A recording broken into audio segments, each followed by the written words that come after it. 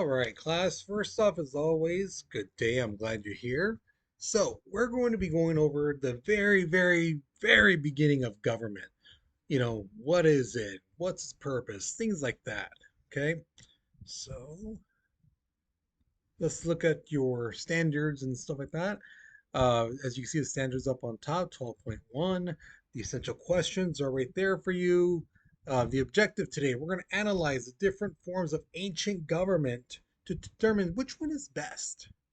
We're going to examine the significance of the theories of government, and we're going to create an argument on which of the four necessities of being a state is the most important. Okay, let me put my power. There we go. Sorry about that. Um, which one is the most important? So you're gonna be taught today the four different necessities that it takes to be a state, and you're gonna make an argument on which one to you is the most important. Okay,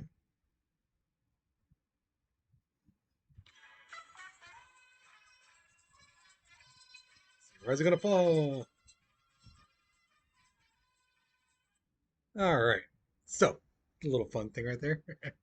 I did too much work last year. I was not gonna get rid of that. So here is your warm-up picture. All right. So as you can see, there's the guy with the red, white, and blue hat and so that.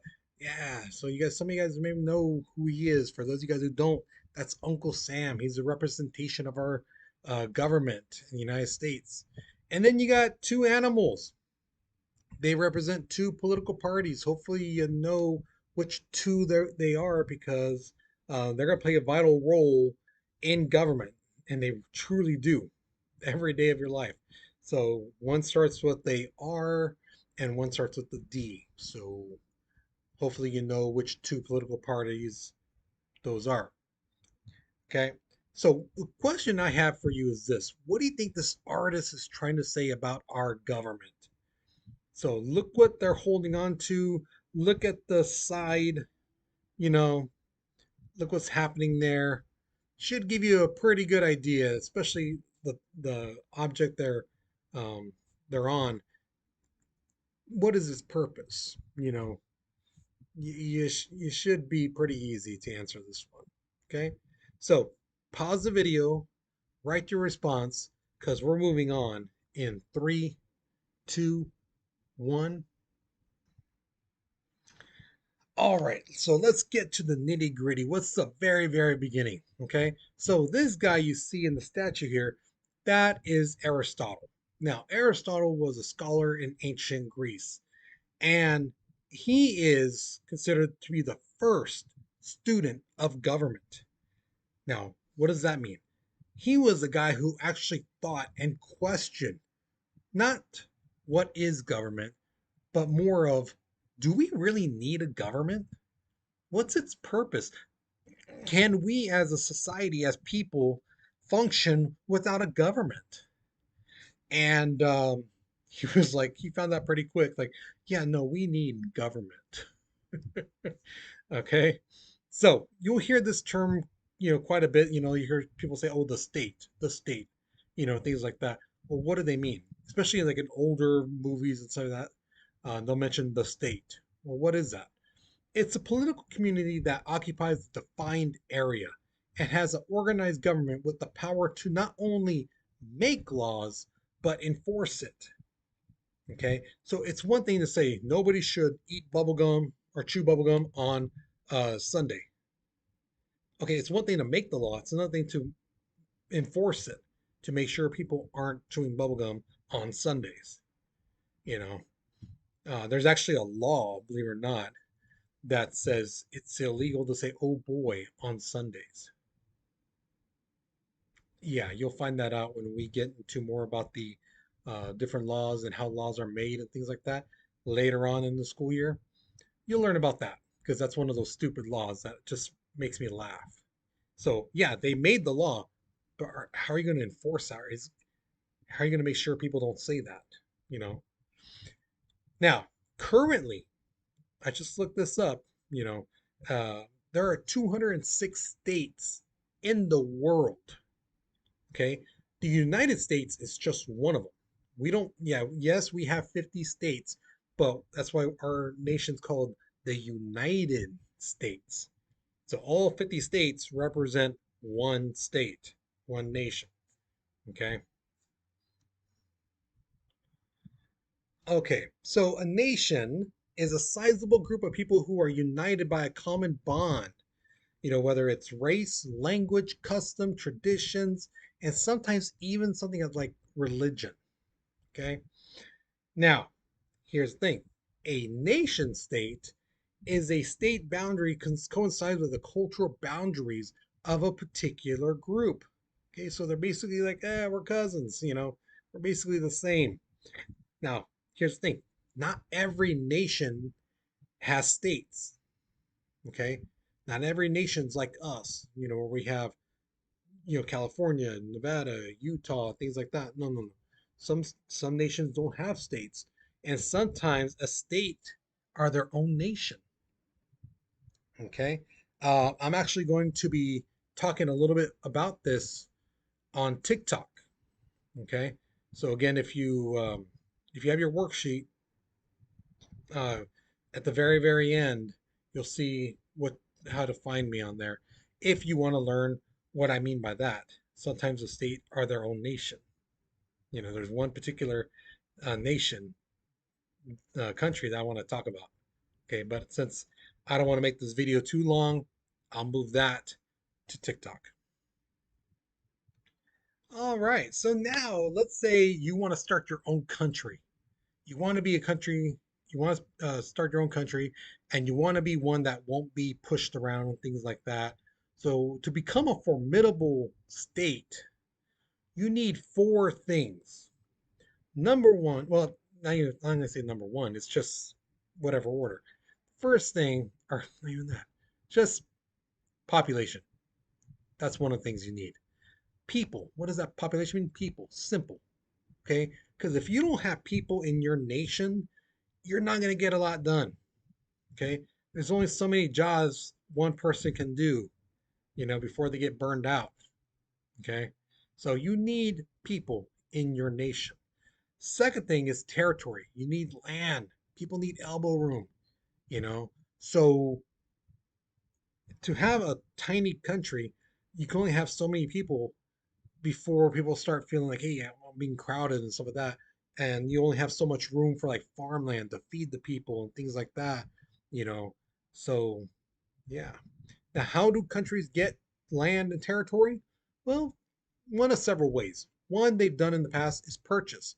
One country basically tell another country, hey, how much for that land over there? Or sometimes the country be like, hey, we have a territory, we want to sell this land. Some other ways, negotiation, you know, trade and stuff like that. If you give us this land, we'll give you, some goods. If you need, what do you need? You need copper, steel, you know, cattle. What do you need? We'll trade that land for this stuff. And the most common way most countries have gained land throughout history is through war. You defeated your enemy, that area you conquered, you took over, that's now yours. Okay. The next one, sovereignty. Sovereignty is just a really nice uh, word to say control. Now, it's not just control over your people, it's control over your policies and your ability to function. Okay? Can you handle when things go wrong? Can you handle when things go well? You know, can you handle your country, or do you have somebody else telling you what to do? Because if you have someone else telling you what to do, oh, hey, you're doing really well. You should put, this extra money into this and that, la la la, or you should put in. Then you don't really have control, especially if they're basically telling you to do it.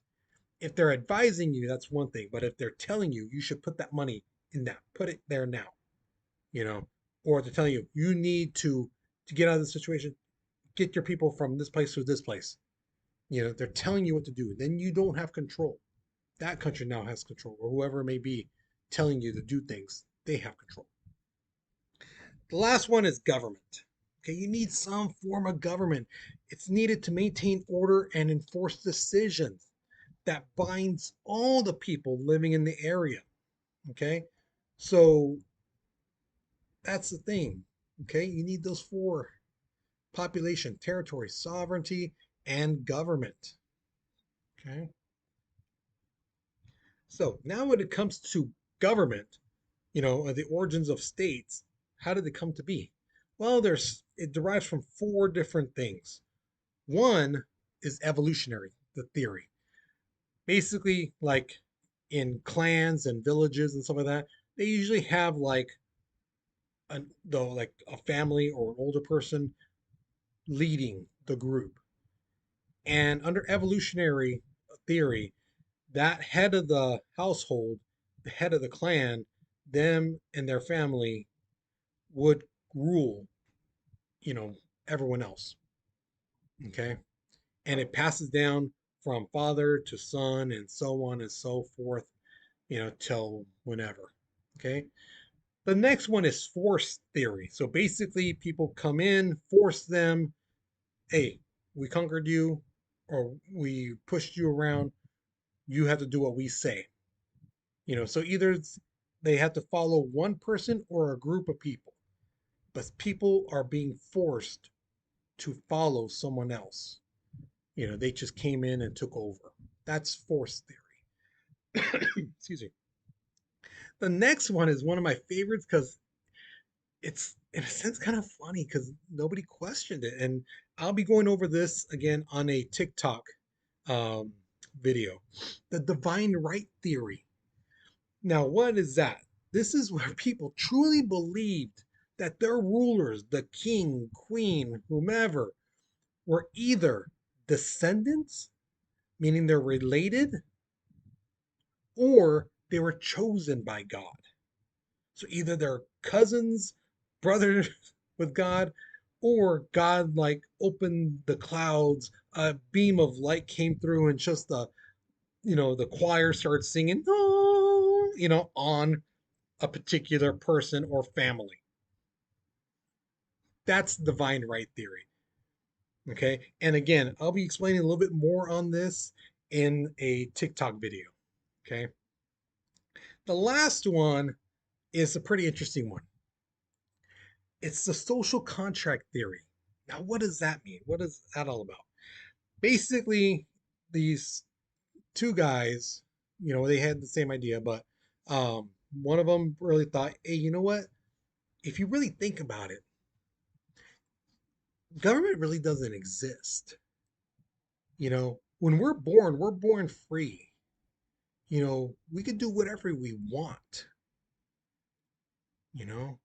But the thing is, though, if you can do whatever you want, that means other people can do whatever they want. And as you guys probably know, people are not typically the kindest. There are really good people, people with good hearts and things like that. But there are some people who will take advantage if they see an opportunity, they'll take advantage of that.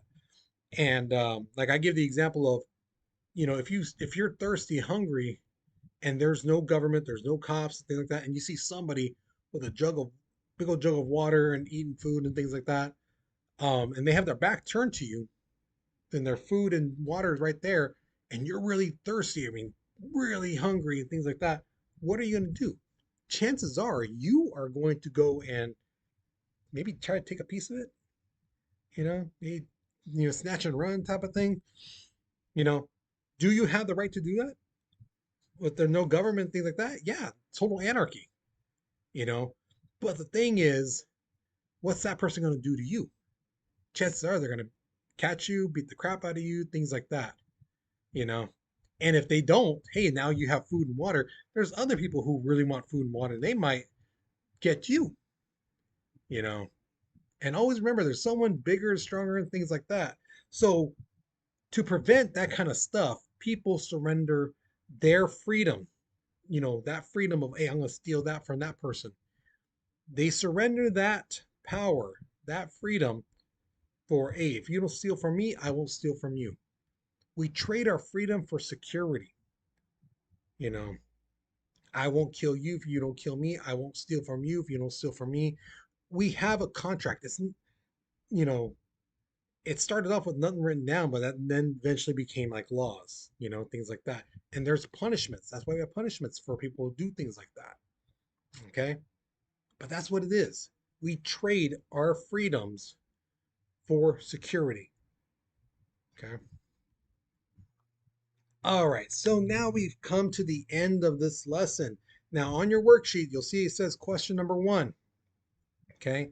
Now, if you do not remember this, you need to go back a couple slides or just look on your notes if you were going through your notes and you were really listening. Of the 4 factors to building a nation: population, territory, sovereignty, and government, which one do you believe is the most important and why? Don't forget the why.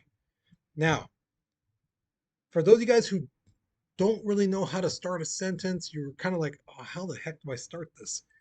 I have a writing prompt on the bottom for you to help you out.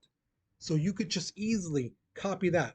In my opinion, I believe the most important factor to building a nation is, and tell me which one you believe. And then put comma, because, and explain why did you choose that one? Why did you choose population or territory or sovereignty or government? Why did you pick that one?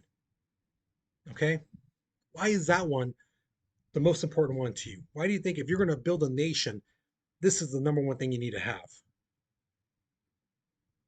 You know, so explain to me. Okay. Now, again, guys, here's the thing. This is, as you see right there, your opinion. So you really can't have a wrong answer. The only way your answer could be wrong is if you don't answer it, you copy from somebody else, or if your answer is so left field, it makes no sense whatsoever. If you put like government because Mickey Mouse and Donald Duck said so. What in the world are you talking about? So that kind of stuff, yeah, you're going to be marked wrong. Okay. Just tell me what you think of those 4. And again, if you have to go back to the notes, listen to it or read through it, do it. Okay. But just be sure you write down what you truly believe and what you truly think. Okay. So once you finish this question, that's it for this lesson. So hopefully you learned something new. Hopefully you enjoyed it. There will be some of this stuff on your guys' first quiz. Okay. And I'll tell you this right now. Those 4 factors, those different theories of government, those will be on your first quiz.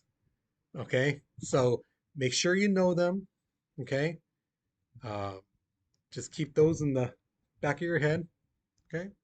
So, with that being said, guys, you take care, you be safe, and I'll see you guys later, okay?